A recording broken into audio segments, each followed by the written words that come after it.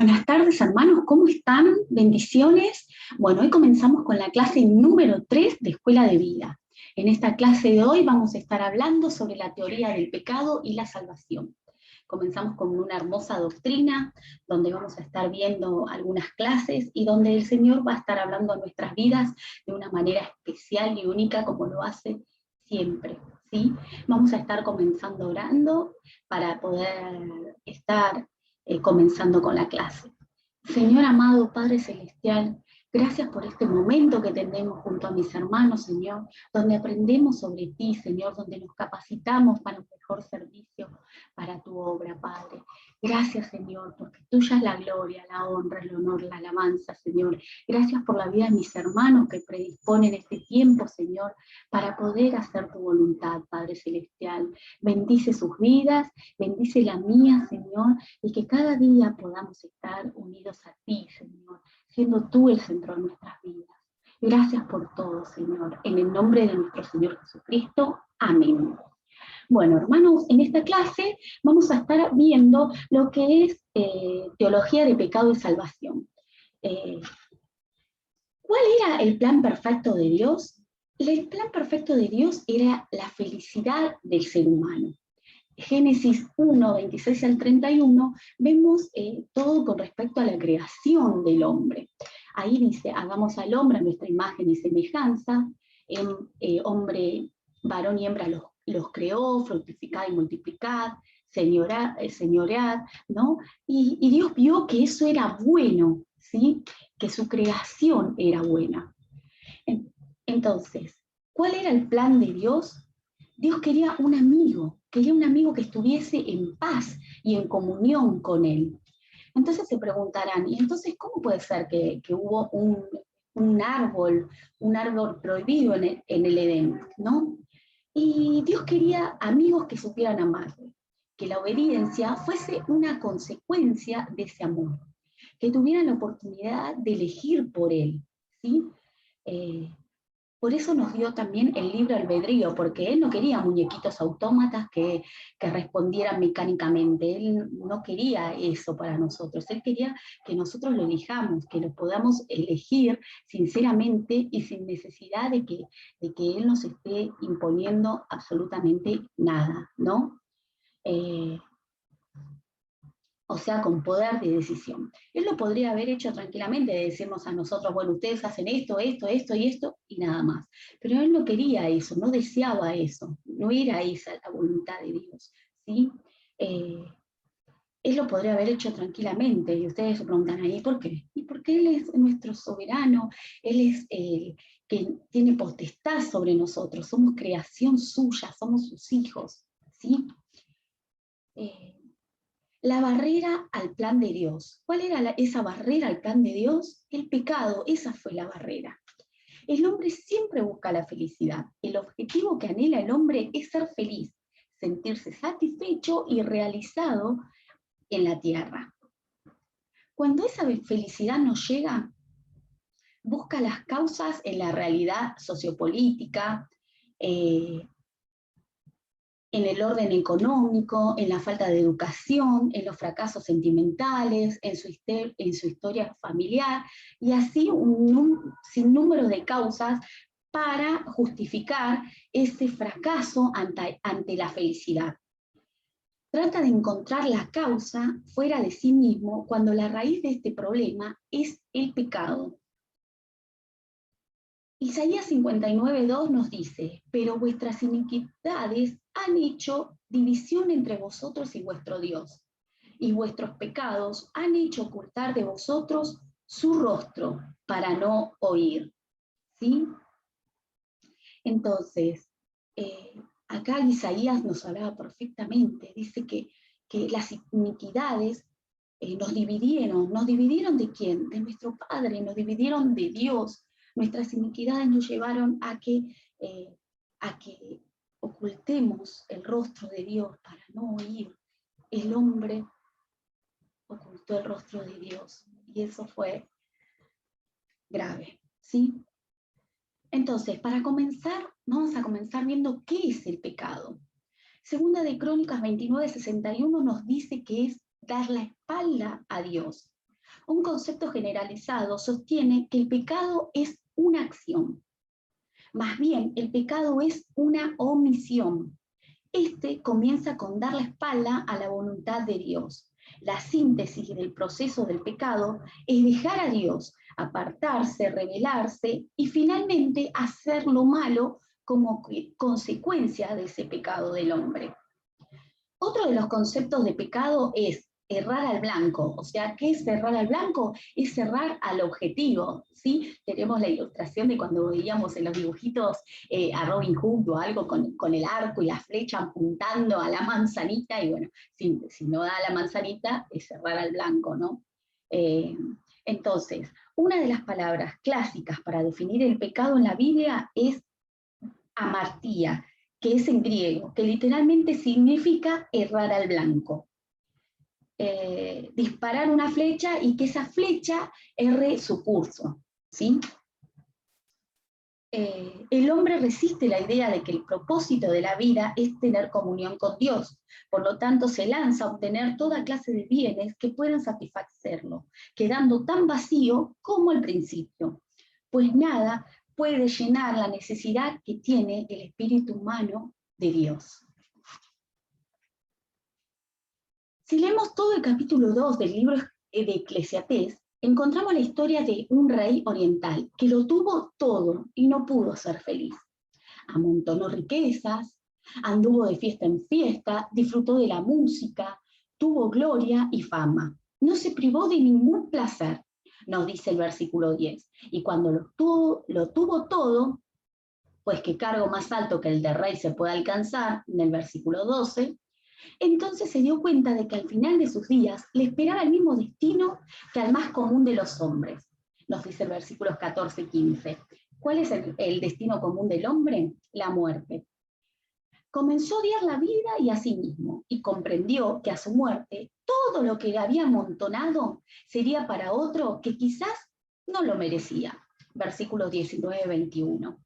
Finalmente, este hombre comprende que al hombre que le agrada, Dios le da sabiduría, ciencia y gozo, mas al pecador da el trabajo de recoger y amontonar para darlo al que agrada a Dios. Eclesiastés 2:26. Si uno lee el libro de Eclesiastés, que para mí es un libro hermoso, porque eh, habla de un montón de cosas con respecto a la vanidad del hombre, ¿no? En este caso vemos a este rey que lo tenía todo, era rey principalmente, con lo que eso conlleva, ¿no? Los beneficios que tiene un rey, que aún en la actualidad escuchamos hablar, no sé, de los reyes de Inglaterra o los reyes de España, los reyes de Holanda, ¿no? Y sabemos los beneficios que tienen ellos como reyes. Pero acá estamos viendo que más allá de eso, la palabra de Dios nos dice que pueden ser reyes y que pueden tener de todo, pero que al fin y al cabo van a pasar por la muerte como la vamos a pasar con cada uno de nosotros, y que todos esos bienes que se atesoran no lo van a llevar, no lo van a poder disfrutar el día que se van, ni nada por el estilo. ¿Sí? Y wow, qué importante es eso, saber que todo eso que se atesore de nada va a servir si no estamos haciendo la voluntad de Dios, si no nos comportamos como hijos verdaderos del Señor, ¿no es cierto?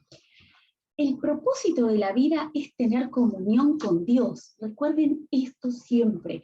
Ese es el propósito de la vida del hombre, el tener comunión con Dios, estar cercanos a Dios, saber que Él es nuestro Padre y que nosotros tenemos que agradarle y que es beneficioso y es hermoso agradarle al Padre, ¿sí? Obedecerle a Él. Ya decía el salmista David, porque mejor es un día en tus atrios que 1000 fuera de ellos. Escogería antes estar a la puerta de la casa de mi Dios que habitar en las moradas de maldad. Salmo 84:10. ¡Wow! ¿No? Que esas palabras potentes de Rey David diciendo, yo quiero estar en tus atrios, Señor, prefiero estar un día en tus atrios que 1000 fuera de él, ¿no? Y qué importante eso, Señor, yo quiero estar contigo, yo quiero hacer tu voluntad, prefiero hacer tu voluntad un día y no estar todos los días de mi vida fuera de tu voluntad, fuera de tu gracia, fuera de tu poder, fuera de tu misericordia, fuera de tu soberanía, de tu poder, de tu potestad. Wow, esas palabras del rey David que nos llegan a nuestras vidas, ¿no? Porque nosotros también tenemos que desear lo mismo, tenemos que desear y anhelar estar cerca del rey, ¿sí? Otra de las cosas que es el pecado es una actitud constante y no un evento aislado. Hay una diferencia sustancial entre pecado y transgresión. Pecado es, como dice Juan 1, primera de Juan 3:4, del griego anomía, significa vivir sin ley, fuera de la ley o rechazando la ley de Dios. Es la determinación del hombre para hacer su propia voluntad y deseo, ignorando el deseo y la voluntad de Dios. En cambio, transgresión es la infracción de un mandamiento conocido. Se suele decir que pecar es robar, mentir, matar, etcétera, ¿no? Esto es como decir que la fiebre es una enfermedad y en realidad la fiebre es una consecuencia. ¿Por qué? Porque sabemos que cuando hay fiebre, no es que la fiebre en sí es la enfermedad, es el causante, ¿no? Es una reacción en realidad, porque cuando uno tiene fiebre es porque hay una infección en algún lado, ¿sí? Por ejemplo, suele subir fiebre cuando alguien tiene, no sé, una infección en la garganta o en alguna parte del cuerpo, ¿sí? ¿Cómo reacciona el cuerpo? Levantando temperatura para alertar de que algo no está bien en nuestro cuerpo, ¿sí? Entonces, la enfermedad causó la fiebre, pero la fiebre no es la enfermedad. Pecado es vivir lejos de Dios. Y esto origina todas las acciones malas que usualmente se llaman pecado, pero que en realidad son transgresiones, ¿sí? Otra de las cosas que es el pecado es no reconocer la autoridad del Creador sobre la criatura. Reconocer que Jehová es Dios, Él nos hizo y no nosotros a nosotros mismos. Eso está en el Salmo 103. Pueblo suyo somos y ovejas de su prado, ¿sí? No somos cualquiera que andamos por cualquier lado, no, somos pueblo de Dios, somos ovejas, somos de su rebaño, le pertenecemos a Él. Él tiene autoridad sobre nosotros, tiene potestad sobre sus hijos.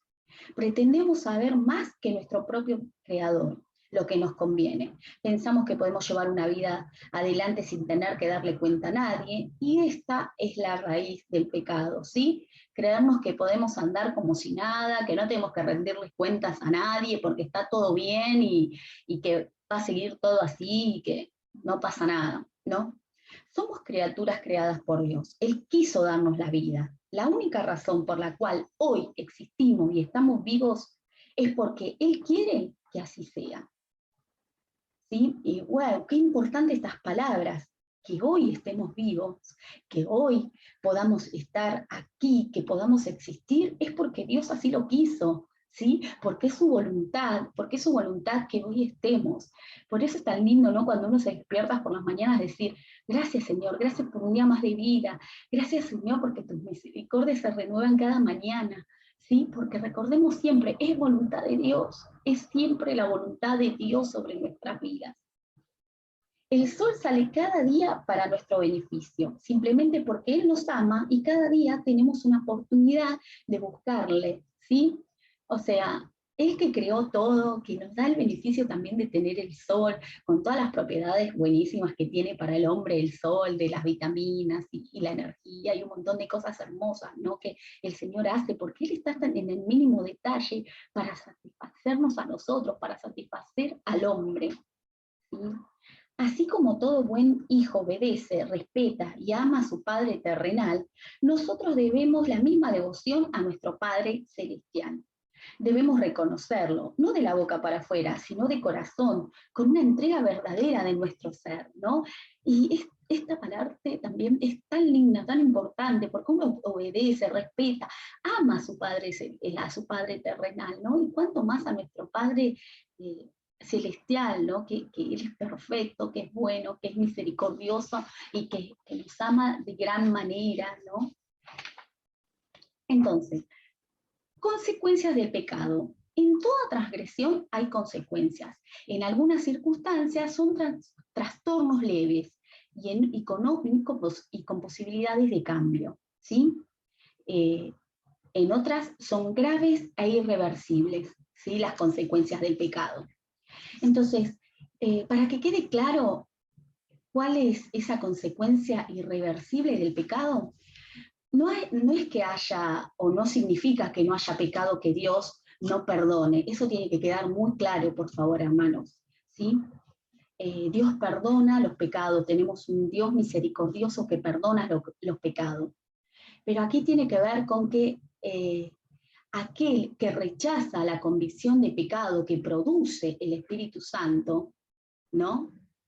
Que no se deje convencer por el Espíritu Santo y no se arrepiente, esas son consecuencias irreversibles, ¿sí? Ese es el pecado irreversible, no dejarse convencer por el Espíritu Santo de que hay pecado. Entonces, con la acción del pecado sucede lo mismo.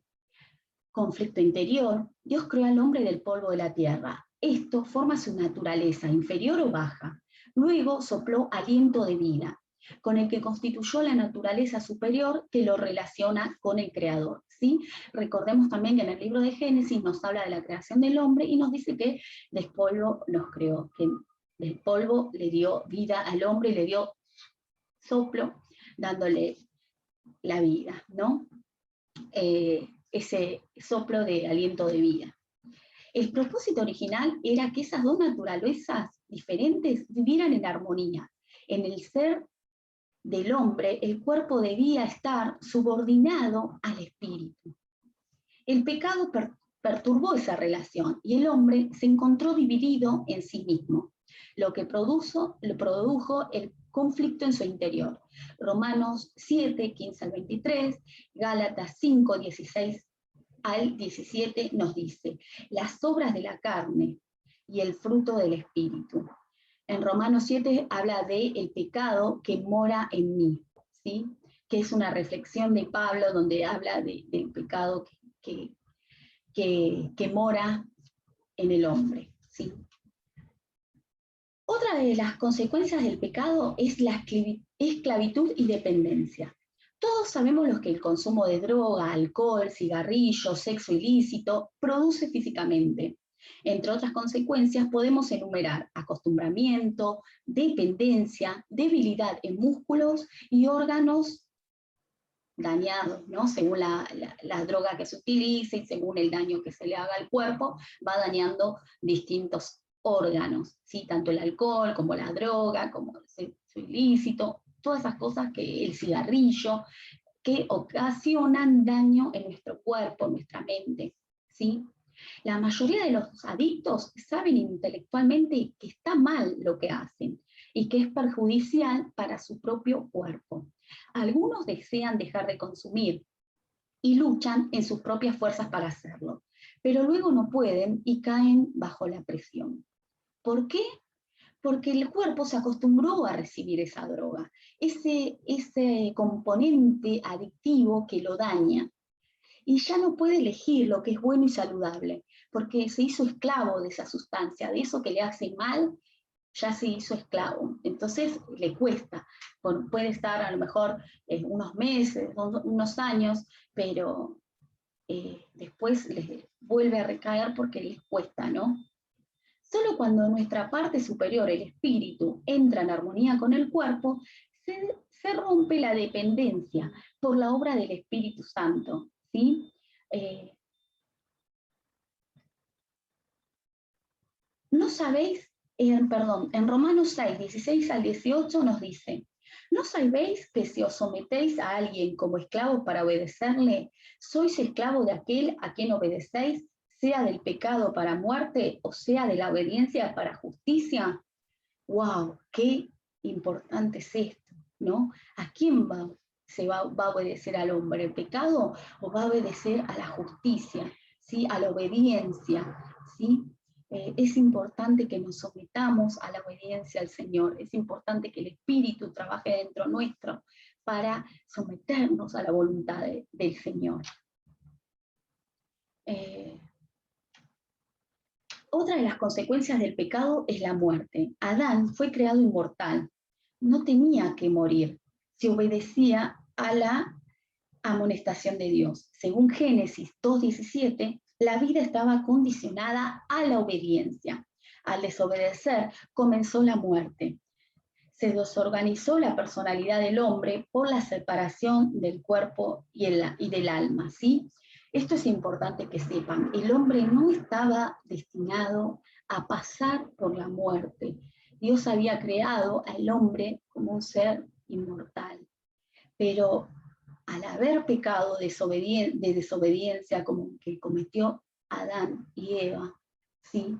Ahí ya hubo una separación, ¿sí? Hubo una desobediencia y esa desobediencia tuvo su consecuencia, ¿sí? Génesis 2:17 dice, mas del árbol de la ciencia y del bien y del mal no comerás, porque del día que de él comieres, ciertamente morirás. O sea, Dios les advirtió que no podían comer de ese árbol, pero ellos desobedecieron y tuvieron sus consecuencias, ¿sí? Que ya no serían inmortales, sino que pasarían por la muerte. La Biblia nombra 3 tipos de muerte. Una es la muerte física. El cuerpo vuelve al polvo. Job 34:15 y Génesis 3:19, ¿sí? Recuerden que hablamos de que Dios había creado al hombre del polvo. Bueno, del polvo venimos y al polvo vamos, ¿sí? Salimos del polvo y el día que morimos, el cuerpo vuelve al polvo. La segunda muerte es espiritual, con el cuerpo en vida. Efesios 2:1. ¿Qué dice Efesios 2:1? Dice, y Él os dio vida a vosotros, cuando estabais muertos en vuestros delitos y pecados, ¿sí? Entonces, ¿de qué habla? Habla de la muerte espiritual, ¿sí? El Señor nos dio una nueva vida cuando lo aceptamos a Él, cuando lo aceptamos en nuestras vidas como Señor y Salvador de nuestra vida, y ya no estamos muertos espiritualmente, porque aquel que no conoce a Dios está muerto espiritualmente, ¿sí? Que nosotros tenemos vida, gracias al Señor que perdonó nuestros pecados y nuestras ofensas. La tercera muerte que nombra la Biblia es la muerte eterna o segunda muerte. Esto se encuentra en Apocalipsis 2:18, ¿sí? Para saber más del tema, porque nosotros acá lo tocamos muy por arriba, para saber más el tema con profundidad se ven acontecimientos finales, ¿sí? Que eso ya es más para cuando uno hace el instituto o cuando en la iglesia se dan cursos sobre acontecimientos finales, ¿sí? Entonces, ¿qué es esa segunda muerte? Esa segunda muerte le sucede a aquellos que no aceptaron a Jesús como su Salvador. Tiene que ver con la condenación eterna para aquellos que nunca se arrepienten de sus pecados. Nosotros estábamos muertos espiritualmente en pecado y en Cristo tenemos nueva vida y somos vivificados. Y si nos morimos físicamente, seguimos en la eternidad con Jesús. En cambio, aquellos que nunca se arrepienten, aparte de pasar por la muerte física, pasan por la muerte eterna, que tiene que ver con una eternidad sin Dios.